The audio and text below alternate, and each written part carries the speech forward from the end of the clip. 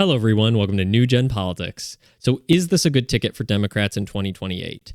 Gavin Newsom and Pete Buttigieg? I don't think so. I'm going to be totally honest. I think this is bad candidates. I think the Democrats, if they put these two up, are going to get trounced. The reason being, Gavin Newsom is the most slimy of slimy politicians.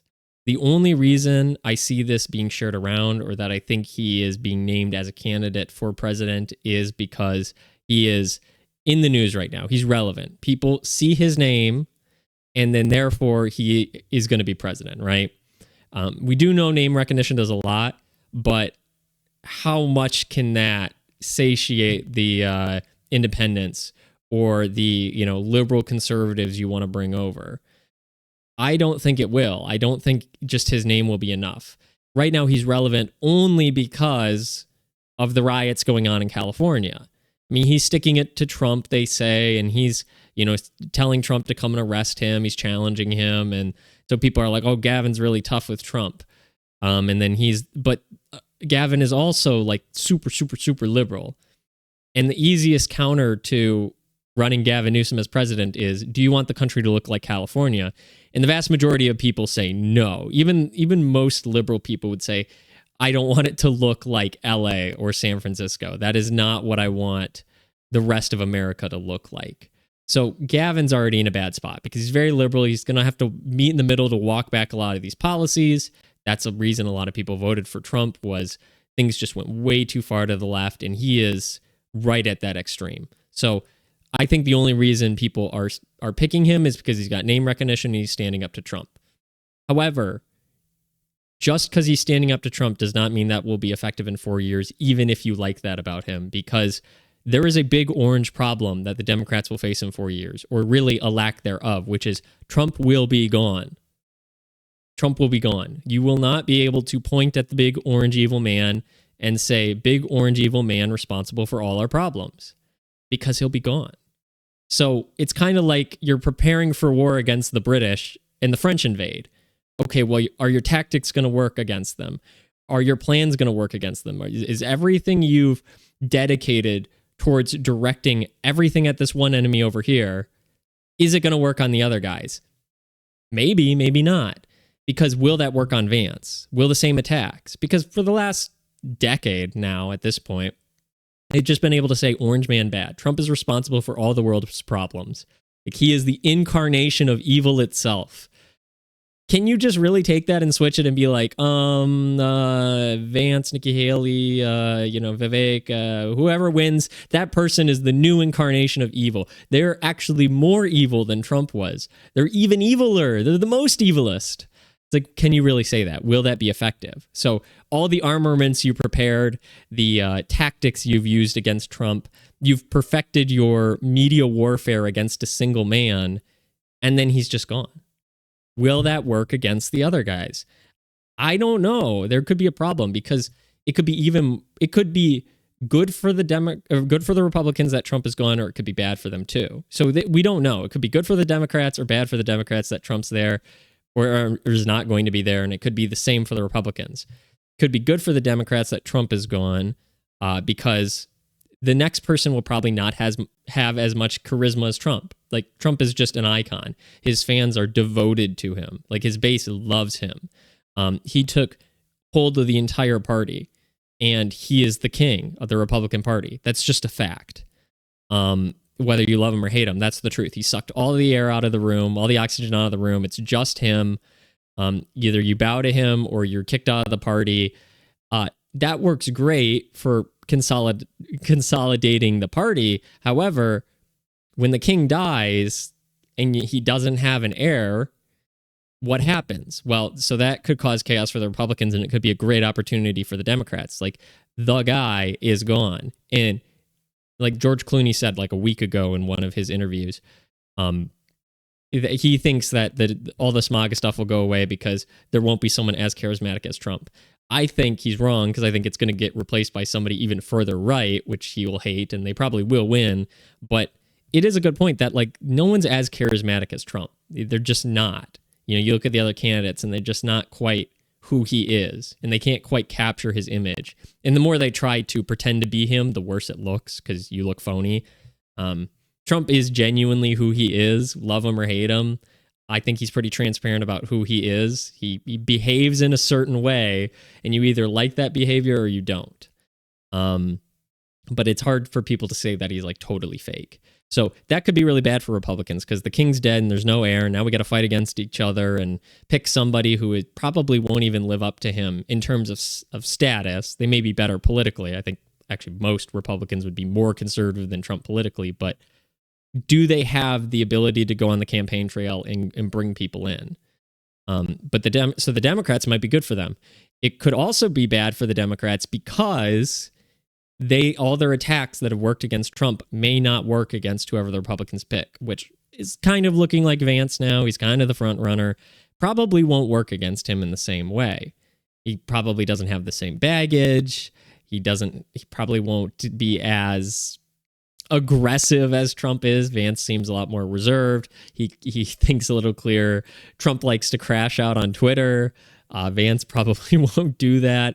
So it'll be harder for Democrats to really stick the knife in the same way they've done to Trump. And it could be good for Republicans that Trump is gone because a lot of people don't like Trump because he's Trump. His ideas they don't hate. They don't like how far the left has gone. If the left stays as far as they were, if they run Gavin Newsom and he doesn't walk back any of his policies, more moderates and probably more reasonable Democrats will vote for a more like quote unquote reasonable Republican, even if that Republican is further right than Trump on every issue. They just hate what Trump says and does. So they probably would vote for him. So it's up in the air right now. But you also have to look at who's the other person on this list. Well, Buttigieg. Buttigieg is kind of a demographic nightmare. I mean, you're running two white guys, right? Which is already bad for the Democrats anyways. Then on top of that, Buttigieg is gay. Historically, blacks don't like that. Arabs don't like that. You might have problems with your base if you run somebody who, by their nature, by how they present themselves to the world, their religion, their political beliefs, their sexual identity, if that inherently is offensive to groups of your base, that could be a problem for the Democrats. But right now, I don't know if they have anybody better. So that's why people are just throwing up Newsom because they've heard his name. He's on the short list of there's like 10 Democrats people have heard of that they think could be president. People like Whitmer are in there as well. She could run. Kamala, it's her turn again. Bring back Hillary. Why not just make it, why not just make it even more interesting? But I don't think they'll run Kamala because she got absolutely trounced again. They're not going to let her anywhere near power. That was a gamble that did not pay off. Newsom is probably the most, I don't want to say credible, but I would say he's the most media trained Democrat, I think. Like, he knows how to play the game. He is a political salamander. He is gross and slimy and he slithers under rocks, but he is very good at escaping pressure. He's a survivalist. He knows how to play the game. He's done it before. That's a reason I've heard as a criticism, like, I have family members who are very, very liberal, Trump derangement syndrome, whole thing, say they will not vote for Newsom because they don't believe a single word he says. They think he is like the Democrat Trump. So that's already kind of like not a good sign because he's too slimy. He's too good at his job. So that could be harmful for them, that there's a lot of just like no one believes what he has to say, that he's being genuine or honest, which is, I've said many, many times before, that is like the mainstay of what people want from politicians now is they want them to like appear genuine and honest. I think people are sick of the campaigns run where people try to appeal to their base that they know nothing about and try to pretend that they actually know what's happening with like the average person. They would rather have somebody who says, I understand people are having plight, but I'm not going to pretend I'm just like you. That's why people liked Trump, is because he was the billionaire of the people, that he's like, I understand you're hurting, but I'm not going to make up the story about how, I grew up in tough times and it was so hard for me and I understand because I was with you. It's like, no, you can understand something. You don't have to be that to understand it. And people actually appreciate it more when you don't try to pander to them, when you don't lie about knowing what their struggles are. You can just sit with someone and say, I understand you're going through something and I understand it sucks, without having to bring up your own history and past and say, but it was worse for me. You know, I know what you're going through because I went through the same thing, especially when it's not true. People don't like that. So I don't think that Newsom is really the guy, because I don't think he has a relation to his people. I don't think he has an understanding of his base, really, what they're going through. California being the absolute nightmare hellhole that it is, how expensive it is, how crime-ridden it is.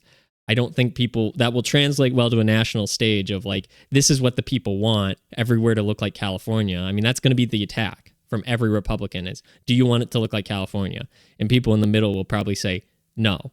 And if Gavin doesn't walk it back, or the candidate walks back a lot of these issues and says, you know, that was the old Democrats, they pushed it too far. We actually, you know, we want to be reasonable. We want to meet in the middle, whatever. Like, that could work.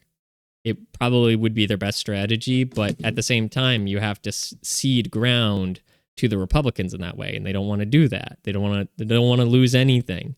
They don't want to capitulate any point.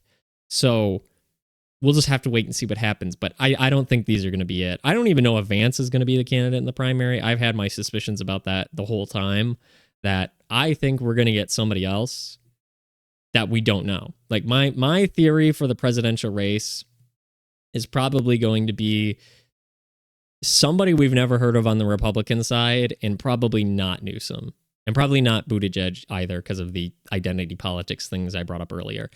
Whitmer could be a possibility, but historically we know women have a bad chance of winning. That's just, you can call that sexism or just the reality, but that's the case, that women just have a harder time winning direct elections than men do. And I don't think you're going to change that stigma overnight. So that's my thoughts on this. If you made it all the way through the video, I appreciate it. If you like the content, like, share, subscribe. Let me know what you think down in the comments below. Is there like a better Democrat candidate? Do you think the Democrats should meet more in the middle? Do you think the Republicans are going to go into crisis mode when, you know, the king retires, when Trump's gone? Is Vance just going to be elected in the same way Kamala was elected? Like, they'll have an election, obviously, unlike the Democrats, but will they kind of king make Vance, or do you think it's going to be someone else? I'm curious about what people think about the candidates on both sides, because right now it's very, very up in the air, and I think we've got a lot of time and a lot of shenanigans ahead of us. So let me know all that down in the comments below, and thank you for watching.